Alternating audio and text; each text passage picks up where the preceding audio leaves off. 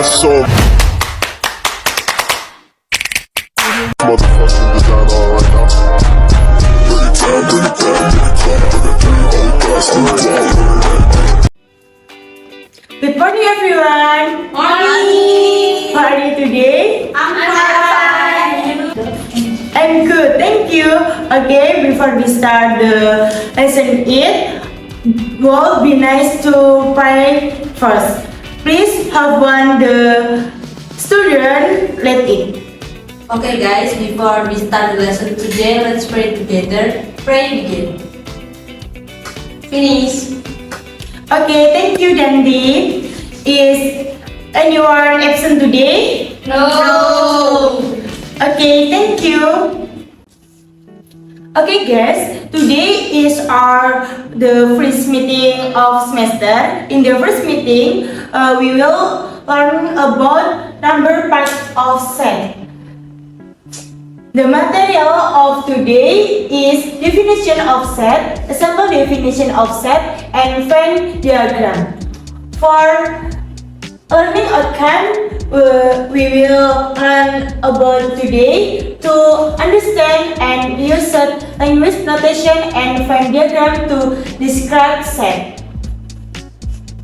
Okay, the first one we will learn about definition of set. What is definition of set? So, set can be envisioned as a collection of distinct objects that are clearly definition and favored as a unified whole. For example, set D will contain X, where X is natural number. The second, set B which contain X is something less than more than A less than B, and set C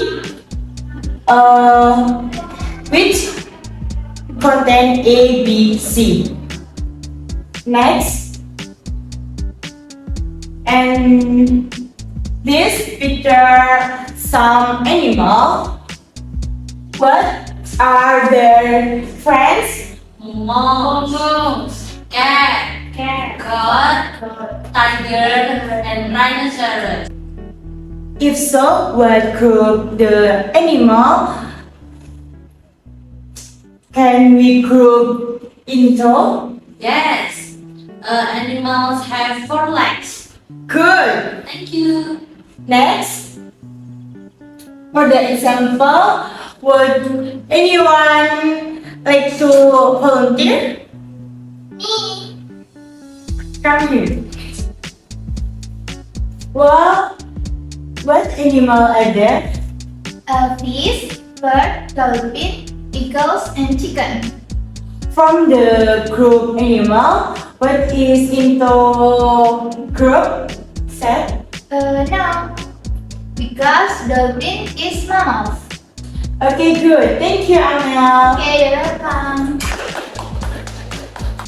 For the next material is about Venn diagrams. Definition of Venn diagrams is Venn diagram is an image used to express the relationship between two or more sets in the universe. Its example for Venn diagrams for number 1 is set A. Set A is a set green color. For the first example is U is 1, 2, 3, 4, 5, 6, 7, 8, 9, 10, 11, and A is 2, 4, 6, 8, and B is 1, 2, 3, 4, 5, 6, 7, 8, 9.